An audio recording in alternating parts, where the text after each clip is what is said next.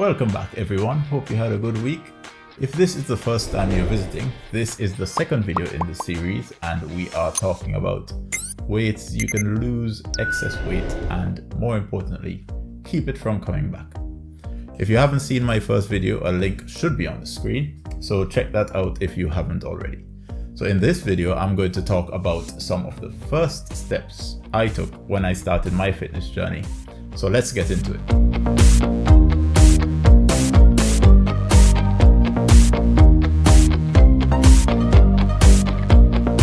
So the first thing you want to do is record your stats. One of the first things I did was take all my measurements. So you would need to record a few things. Your current weight. You won't know if you're making progress if you don't know where you started. A regular bathroom scale is fine for this. You don't need anything fancy. Most of you may already have a scale, and you also need to measure your chest. So you measure around the chest, right across the nipple line. I know some women vary in the chest department quite widely. So you just want to make sure that when you measure again, you just measure at the same point you measured this time. This also goes for all these measurements. So anything you measure, just make sure you measure at the same spot the next time you take measurements. You also want to measure your waist. So measure right across, right around your belly button at your waist. And you also want to measure at the widest point of your hips. Measure also one of your thighs or both thighs, and make sure you measure around the biggest part again. And you want to also measure your arms around the biggest part of the upper arm. So step number 2 will be to record all your food. So the second thing I did for one whole week, I recorded everything I ate and the times I ate. This includes meals, snacks, even if it's a small bite of something, and any drinks you have. There are a few ways to do this. I would recommend a notepad and pen, because if you use your phone, you get distracted with email, social media, and all this other stuff. So I would recommend a notepad for this. And at the top of the page, each day, just put the day and the date you start and write down everything. Do this for 7 days. Don't change anything about your diet and eating habits at this point. You're just doing this just to get a baseline of where you started. Now, if you can't stand the thought of pen and paper, there are a number of free apps you can use for this as well. And MyFitnessPal is one that comes to mind. That's what I used when I first started out, where you can record your food and it gives you an idea of your calorie intake also.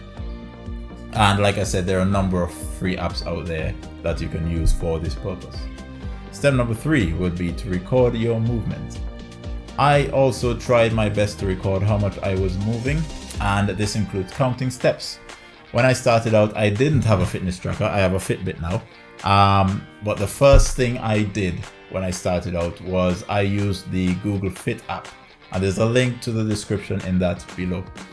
And again, there are lots of free apps out there for this purpose.